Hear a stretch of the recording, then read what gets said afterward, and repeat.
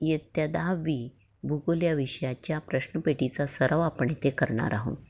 तर तुमच्या प्रश्नपत्रिकेमध्ये सगळ्यात पहिला जो प्रश्न असतो तो साधारणतः अचूक पर्याय निवडून विधाने पूर्ण लिहा अशा प्रकारचा असतो.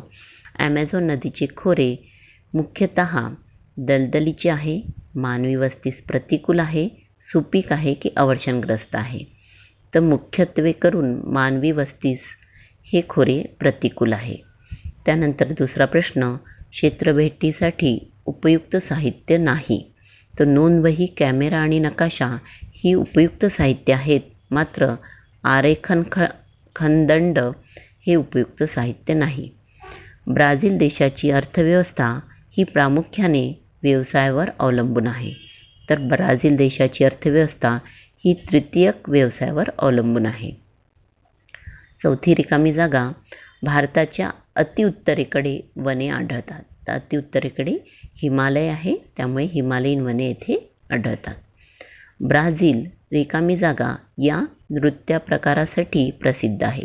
तर सांबा जे नृत्य आहे या प्रकारासाठी ब्राझील प्रसिद्ध आहे. लोकसंख्येच्या बाबतीत भारत हा जगातील रिकामी जागा क्रमांकाचा देश आहे. भारत हा लोकसंख्येच्या बाबतीत दुसऱ्या क्रमांकाचा देश आहे. ॲमेझॉन ही जगातील एक मोठी नदी आहे. या नदीच्या मुखालगत त्रिभुज प्रदेश आहे, वितरिका आढळत नाही, विस्तीर्ण खाड्या आहेत की मासेमारी व्यवसाय केला जातो. तर याचं उत्तर आहे वितरिका आढळत नाही. कारण ॲमेझॉन नदीचा जो प्रवाह आहे, जे विसरण आहे ते प्रचंड असल्यामुळे गाळाचे संचयन होत नाही आणि गाळाचे संचयन झाल्यावरच मुख्य जी धारा आहे, मुख्य जो प्रवाह आहे त्याचे विभाजन होऊन वितरिका तयार होतात. तर गाळाचे संचयन होऊ शकत नाही, त्यामुळे वितरिका आढळत नाही. आठवी रिकामी जागा, भारतात रिकामी जागा राज्यात लोहमार्गाचे विरळ जाळे आहे. तर राजस्थानमध्ये लोहमार्गाचे विरळ जाळे आहे. नववी रिकामी जागा, दक्षिण अमेरिका खंडातील हे 2 देश ब्राझीलच्या सीमेलगत नाही. तर जर तुम्ही ब्राझीलचा नकाशा जर नीट वाचन केला तर तुम्हाला लक्षात येईल की चिली आणि इक्वेडोर ह्या देशाची सीमा ब्राझीलच्या सीमालगत नाही. दोन्ही देशातील राजवट प्रकारची आहे. तर भारत आणि ब्राझील या दोन्ही देशामध्ये प्रजासत्ताक प्रकारची राजवट आहे. भारताची सर्वात दक्षिणेकडील जे टोक आहे ते इंदिरा पॉईंट या नावाने ओळखल्या जाते. समजा भारतीय उपखंडाचे दक्षिणेकडील टोक म्हटले तर कन्याकुमारी येते, परंतु संपूर्ण भारताचे दूरस्थ जे दक्षिणेकडील टोक आहे ते अंदमान निकोबारमधील इंदिरा पॉईंट हे आहे. ब्राझीलमधील सदाहरित वर्षावनांना रिकामी जागा असे म्हटल्या जाते. ब्राझीलमधील सदाहरित जे वनांचं क्षेत्र खूप मोठं असल्यामुळे यांना जगाची फुफ्फुसे असे म्हटल्या जाते. भारत व ब्राझील या दोन्ही देशांची अर्थव्यवस्था या प्रकारची आहे. तर भारत आणि ब्राझील हे दोन्ही विकसित देश नाही, विकासशील देश आहेत आणि म्हणून यांची व्यवस्था ही विकसनशील आहे. पुरुषांच्या तुलनेत असलेली स्त्रियांची रिकामी जागा लिंग गुणोत्तर म्हणजे एखाद्या प्रदेशातील संख्या. तर दर 1000 पुरुषांच्या मागे स्त्रियांची जी संख्या असते ते असते लिंग गुणोत्तर. ब्राझीलचा सर्वाधिक भूभाग हा उच्चभूमीचा आहे. भारताप्रमाणे ब्राझीलमध्ये सुद्धा प्राचीन पठारे आढळतात. त्यानंतर ॲमेझॉन नदीचे जे खोरे आहे ते हा प्रश्न परत रिपीट झालेला आहे. पहिला प्रश्न पण हाच होता. हे मानवी वस्तीस प्रतिकूल आहे. त्यानंतर 18वा प्रश्न, ॲमेझॉन ही जगातील एक मोठी नदी आहे. या नदीच्या मुखालगत हा पण प्रश्न पर्याय वेगवेगळे दिलेले आहे, पण त्याच प्रकारचा प्रश्न आहे. तर इथे त्रिभुज प्रदेश नाही हे उत्तर होईल. याच्या आधीचं वितरिका नाही हे आपलं उत्तर होतं. तर त्रिभुज प्रदेशही गाळाच्या संचयनामुळे निर्माण होतो, पण ॲमेझॉन नदीचं जसं मी सांगितलं की विसर्ग खूप जास्त असल्यामुळे, प्रवाहाचा वेग खूप जास्त असल्यामुळे गाळाचं संचयन होऊ शकत नाही आणि म्हणूनच ॲमेझॉन नदी त्रिभुज प्रदेश निर्माण करीत नाही. अरबी समुद्रातील लक्षद्वीप बेटे ही प्रवाळ प्रकारची बेटे आहे. अरवली पर्वताच्या पायथ्याशी मेवाड पठार आहे. वस्त्यांचे केंद्रीकरण खालील प्रमुख बाबीशी निगडीत असते. तर समुद्र सानिध्य, मैदानी प्रदेश, पाण्याची उपलब्धता आणि हवामान हे चारही घटक, अनुकूल हवामान हे चारही घटक वस्त्यांच्या केंद्रीकरणासाठी कारणीभूत आहे. पण सगळ्यात महत्त्वाचा घटक आहे पाण्याची उपलब्धता. ब्राझीलच्या आग्नेय भागात प्रामुख्याने कोणत्या प्रकारची वस्ती आढळते? तर ब्राझीलच्या आग्नेय भागामध्ये केंद्रित प्रकारची वस्ती आढळते. भारतामधील विखुरलेल्या वस्त्यांचा प्रकार कोठे आढळतो? तर भारतामध्ये जेथे डोंगराळ भाग आहे अशा प्रदेशामध्ये विखुरलेल्या वस्त्या आढळतात. नर्मदा नदीच्या खोऱ्यात केंद्रित वस्ती आढळण्याचं मुख्य कारण आहे तेथील शेतीयोग्य जमीन. ब्राझीलमधील कमी नागरीकरण असणारे राज्य कोणते? तर याच्यामध्ये पारा हे जे राज्य आहे हे ब्राझीलमधील सगळ्यात कमी नागरीकरण असलेले राज्य आहे. यानंतर प्रश्न पहिला जो आहे त्याच्यामध्ये कधीकधी अचूक गट ओळखा असाही प्रकार विचारतात. तर ब्राझीलच्या वायव्येकडून आग्नेयेकडे जाताना आढळणाऱ्या प्राकृतिक रचनांचा क्रम सांगायचा आहे. तर सगळ्यात पहिले ब्राझीलच्या वायव्येकडे कोणती प्राकृतिक रचना आहे हे आपल्याला माहीत पाहिजे. तर गियाना उच्चभूमी ही ब्राझीलच्या वायव्येकडे आहे. त्यानंतर ॲमेझॉनचे खोरे येते आणि आग्नेयेकडे आहे ब्राझील उच्चभूमी. म्हणजे येथे आपलं दुसरं उत्तर बरोबर आहे. त्यानंतर ब्राझीलच्या या नया हे चुकून लिहिलेलं गेलेलं आहे. तर नद्या उत्तरवाहिनी आहेत. तर ब्राझीलच्या उत्तरवाहिनी नद्या आहे जुरुका, जिंगू आणि अरागुआ. त्यानंतर भारताच्या दक्षिणेकडून उत्तरेकडे जाताना खालील पठारे क्रमवार आढळतात. त्याच्यामध्ये दक्षिणेकडून जर उत्तरेकडे बघितलं तर कर्नाटक आहे, मग त्यानंतर महाराष्ट्र आणि बुंदेलखंड ही पठारे क्रमावर आढळतात. जर आपण छोटा नागपूर पठार बघितला तर तो पूर्वेकडे आहे, त्यामुळे हा क्रम बरोबर नाही. तेलंगणा पण हे महाराष्ट्राच्या पूर्वेकडच्या क्षेत्रात येते, म्हणून कर्नाटक, महाराष्ट्र आणि बुंदेलखंड हे दक्षिणेकडून उत्तरेकडे हा योग्य क्रम होईल. त्यानंतर पहिल्या प्रश्नासाठी या प्रकारे पण विचारले जाते, अचूक संबंध ओळखा व साखळी बनवा. याच्यामध्ये भारत, त्यानंतर अ, ब आणि क असे 3 कॉलम आहे. तर अमध्ये भारत, सांबा, क्रिकेट आणि वृत्तस्थिती. तर भारतासाठी आपण भारताच्या मध्यातून जर आपण हा विचार केला तर वृत्तस्थिती हे याच्यासाठी जास्त योग्य आहे. म्हणजे आपली जी साखळी तयार होईल ती पहिले भारत, नवी दिल्ली आणि राजधानी या प्रकारची पहिली साखळी होईल. त्यानंतर दुसरा आहे सांबा. सांबा हा नृत्य प्रकार आहे आणि तो ब्राझीलचा आहे, ही दुसरी साखळी. तिसरं क्रिकेट हा लोकप्रिय खेळ आहे आणि तो भारतामध्ये खेळला जातो. आणि वृत्तस्थिती भारताच्या मध्यातून जाते आणि ते आहे कर्कवृत्त. तर अशा प्रकारची योग्य आपण साखळी तयार करू शकतो. त्यानंतर इथे पण आपल्याला अचूक संबंध ओळखून साखळी बनवायची आहे. तर याच्यामध्ये दिशा, देशाच्या शेजारील देश आणि महासागर असे दिलेले आहे. तर याच्यामध्ये सगळ्यात पहिले आपल्याला देश कोणते आहेत तर पाकिस्तान, फ्रेंच गियाना, श्रीलंका आणि बांगलादेश. त्याच्यामध्ये पाकिस्तान, श्रीलंका आणि बांगलादेश हे भारताच्या शेजारचे राष्ट्र आहे, देश आहे. तर त्याच्यामुळे पाकिस्तान हे भारताच्या पश्चिमेकडे आहे, म्हणून पहिली साखळी होईल पश्चिम पाकिस्तान आणि येथे सागर किनारा लाभलेला आहे, अरबी समुद्र, ही पहिली साखळी. त्यानंतर दुसरं आहे फ्रेंच गियाना. आता फ्रेंच गियाना हे ब्राझीलच्या उत्तरेकडे आहे. तर याच्यामुळे याची साखळी होईल उत्तर फ्रेंच गियाना आणि इथे सागर आहे उत्तर अटलांटिक महासागर. त्यानंतर श्रीलंका भारताच्या दक्षिणेकडे आहे म्हणून दक्षिण श्रीलंका आणि सागर आहे हिंदी महासागर. आणि शेवटचं बांगलादेश. तर बांगलादेश भारताच्या पूर्वेकडे आहे म्हणून साखळी होईल पूर्व बांगलादेश आणि बंगालचा उपसागर. याचप्रमाणे इथे अचूक सहसंबंध ओळखून साखळी बनवायची आहे. इथे वनांचा प्रकार दिलेला आहे, तिथे आढळणारे वृक्ष आणि त्यांची वैशिष्ट्ये. तर सगळ्यात पहिले समुद्रकाठची जी वने आहे तिथे साधारण जी वृक्ष आहे ती सुंदरीची असतात आणि याची जी वैशिष्ट्य आहे ते आहे की लाकूड तेलकट असतं, हलके आणि टिकाऊ असते. त्यानंतर सदाहरित वने. सदाहरित वनेमध्ये आपल्याला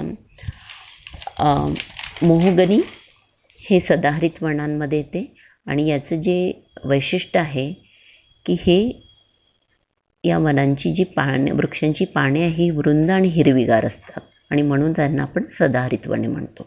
त्यानंतर पानझडी वनांमध्ये वृक्ष येईल साग आणि पाने गळणाऱ्या वनस्पती येतील. त्यानंतर काटेरी आणि झुडपी वने. याच्यामध्ये खैर हे वृक्ष आहे आणि याचं वैशिष्ट्य जे आहे ते आहे की यांची पाने जी आहे वनस्पतीची फार लहान असतात. तर अशा प्रकारे तुम्हाला साखळी बनवायची आहे. यानंतर प्रश्न पहिलामध्ये आपण हे 3 प्रकार पाहिले. आता प्रश्न जो दुसरा आहे याच्यामध्ये वेगळा घटक ओळखा या प्रकारचे प्रश्न असतात. तर ब्राझीलमधील वनप्रकार. आता ब्राझीलमध्ये काटेरी झुडपी वने जिथे आपण कटिंगा जे क्षेत्र आहे किंवा आवर्षण चतुर्भुजचं जे क्षेत्र आहे तिथे काटेरी झुडपी वने आहेत. सदाहरित वने ॲमेझॉन नदीच्या क्षेत्रामध्ये आहे. पानझडी वने पण आहे ब्राझील उच्चभूमीमध्ये. पण हिमालयीन वने हे भारतात आहे त्याच्यामुळे येथे वेगळा घटक काय होईल हिमालयीन वने. त्यानंतर भारताच्या संदर्भात खारफुटीची वने, भूमध्यसागरी वने, काटेरी झुडपी वने आणि विषुववृत्तीय वने. तर याच्यामध्ये आपल्याला हे 3 प्रकार पाहायला मिळतात. मात्र भूमध्यसागरी वने ही मात्र भारतामध्ये नाही कारण भारतामध्ये भूमध्यसागरी हवामानाचं क्षेत्र नाही. त्यानंतर ब्राझीलमधील वन्य प्राणी. तर ब्राझीलमध्ये ॲनाकोंडा आहे. त्याच्यानंतर सिंहासारखा दिसणारे हे माकड तामरीन आणि लाल पॅन्डा पण आहे. पण भारतामध्ये सिंह आणि वाघ हे असणारा भारत एकमेव देश आहे. मात्र ब्राझीलमध्ये सिंह आपल्याला बघायला मिळत नाही, तिथे प्युमा आहे. त्यानंतर भारतातील वनस्पती.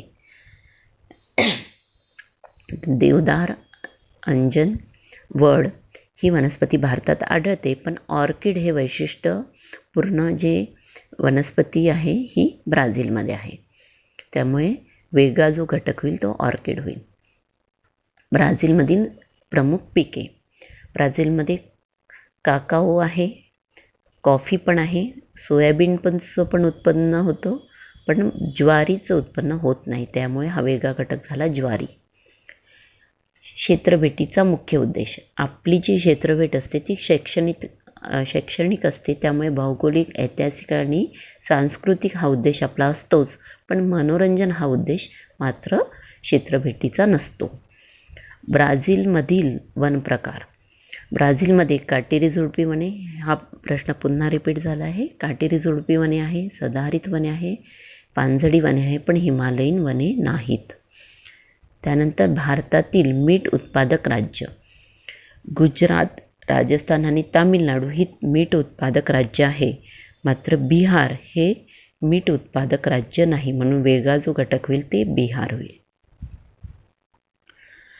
प्रश्न क्रमांक 2मध्ये जुळवा हा पण प्रश्न विचारला जातो. यामध्ये सदाहरित जे वने आहे ते जे वृक्ष आहे ते आहे पाऊ ब्राझील.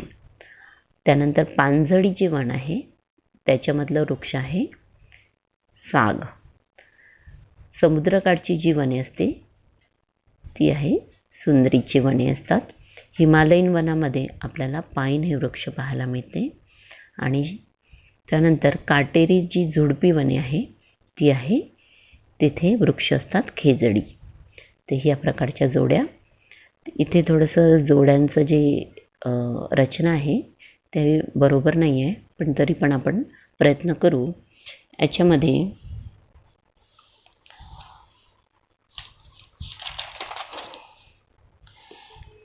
मॅनॉस जे आहे हे ॲमेझॉन नदी आणि निग्रो नदीच्या संगम क्षेत्रावर वसलेले मोठं एक शहर आहे.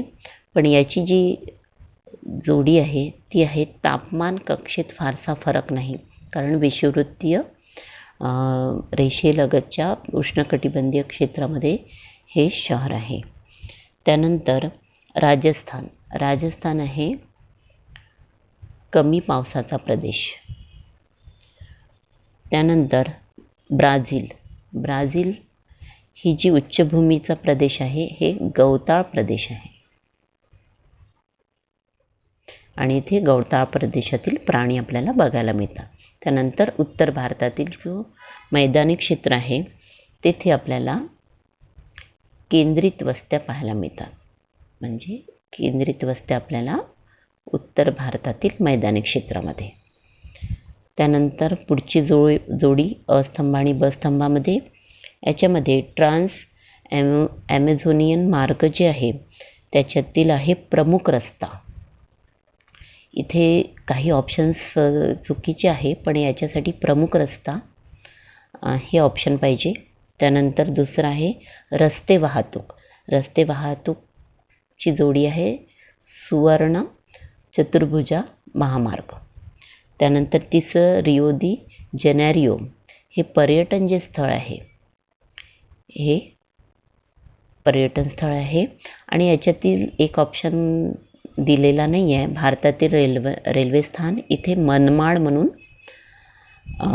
एक रेल्वे स्थान म्हणून ऑप्शन होतं, तिथे दिलेलं नाही आहे.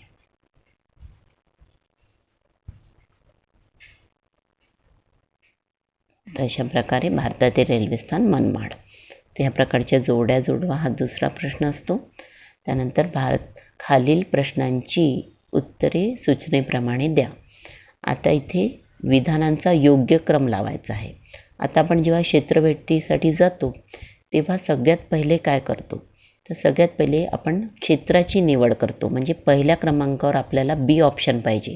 तर इथे जे आपल्याला 1, 2, 3, 4 ऑप्शन दिले आहे त्याच्यामध्ये पहिल्या क्रमांकावर बी ऑप्शन असणारं पहिलंच आहे. मग याप्रमाणे योग्य आहे का आपण ते बघू. त्यानंतर डी यायला पाहिजे, म्हणजे क्षेत्रभेटीची पूर्वतयारी, हे पण योग्य आहे. त्यानंतर ए यायला पाहिजे, क्षेत्रभेटीच्या ठिकाणाला भेट. आणि शेवटचं यायला पाहिजे सी, म्हणजे अहवाल लेखन. आपण अहवाल लेखन सगळ्यात शेवटी करतो, म्हणजे इथे बी ऑप्शन बरोबर आहे. त्यानंतर पुन्हा वेगळा घटक ओळखा.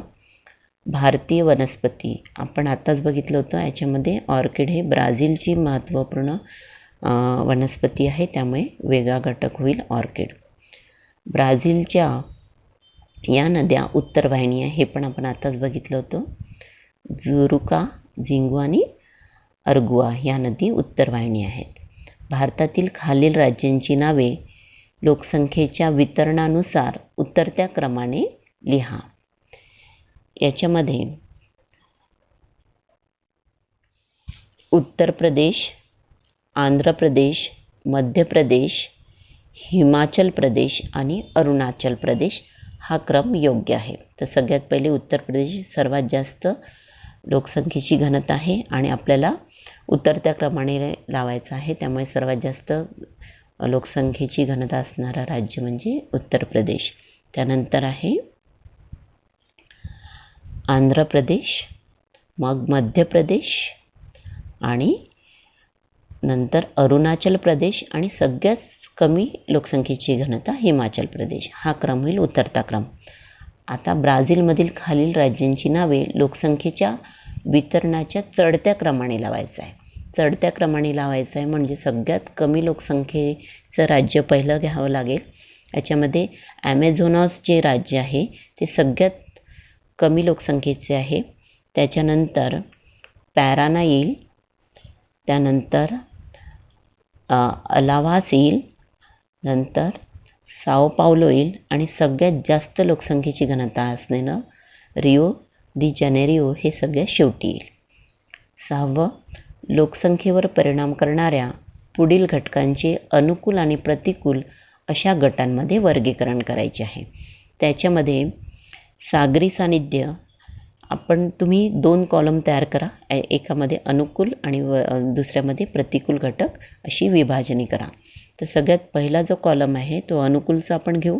याच्यामध्ये सागरी सानिध्य येईल. दुसरं, रस्त्यांची कमतरता प्रतिकूलमध्ये येईल. त्यानंतर समशीतोष्ण जे हवामान आहे हे अनुकूलमध्ये येईल. त्यानंतर उद्योगधंद्यांची उणीव जी आहे ती प्रतिकूलमध्ये येईल. जिथे उद्योगधंद्यांची उणीव असते तिथे लोकसंख्येची घनता ही कमी असते. त्यानंतर नवीन शहरे आणि नगरे जर वसले तर तेथे लोकसंख्येची घनता जास्त असते, म्हणजे हा पण घटक अनुकूलमध्ये जाईल. त्यानंतर उष्णकटिबंधीय आर्द्र वने हा घटक प्रतिकूलमध्ये जाईल, कारण उष्णकटिबंधीय आर्द्र वने जी आहे, उदाहरणार्थ ॲमेझॉन नदीच्या खोऱ्यातील ही जी वने आहे ही मानवी वस्तीस प्रतिकूल आहे. त्यानंतर खनिजे जिथे असते तिथे मानवी वस्तीचे केंद्रीकरण होते, म्हणजे हा घटक अनुकूलमध्ये जाईल. त्यानंतर निम्न शुष्क हवामान पण प्रतिकूलमध्ये जाईल. त्यानंतर शेतीस उपयुक्त जी जमीन असेल तर तेथे अर्थातच लोकसंख्येची घनता ही जास्त बघायला मिळते. त्यानंतर खालीलपैकी कोणता आकार ब्राझीलचा किनारी भाग योग्य प्रकारे दर्शवतो? यासाठी तुम्हाला ब्राझीलचा नकाशाचे निरीक्षण केल्यास तुम्हाला लक्षात येईल की हा जो भाग आहे, म्हणजे पहिला जे ऑप्शन आहे ते ब्राझीलच्या आकाराचा योग्य आपल्याला इथे बघायला मिळतो. त्यानंतर हा शेवटचा प्रश्न 2मधला, 1 चौरस किलोमीटर क्षेत्र दर्शवणाऱ्या अ आणि आ चौरसमधील लोकसंख्येच्या घनतेची तुलना करून वर्गवारी करा. आता सगळ्यात पहिले तुम्हाला इथे स्त्री आणि पुरुष असे चिन्ह दिलेले आहे. तर इथे स्त्री आणि पुरुषांची जी संख्या आहे आपण ती पण काढू शकतो. समजा इथे 1, 2 आणि 3 चिन्हे स्त्रियांची आहे म्हणजे 300 आणि पुरुषांचे 4 चिन्हे आहे म्हणजे 400. 400 आणि 300 700 लोकसंख्या या क्षेत्रामध्ये आहे आणि एका चौरस किलोमीटरमध्ये इथे 700 लोक राहतात. आणि इथे जर आपण चिन्ह मोजले तर इथे 6, 12 आणि 18 चिन्हे म्हणजे 1800 लोक 1 चौरस किलोमीटर क्षेत्रामध्ये राहतात.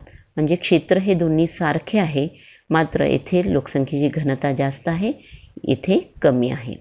या प्रकारे तुम्ही वर्णन करू शकता. तर अशा प्रकारे आपण पहिला आणि दुसरा प्रश्न कशा प्रकारे विचारला जाईल याच्यावर आपण चर्चा केली आणि ही नमुना प्रश्नांचा आपण येथे सराव केलेला आहे.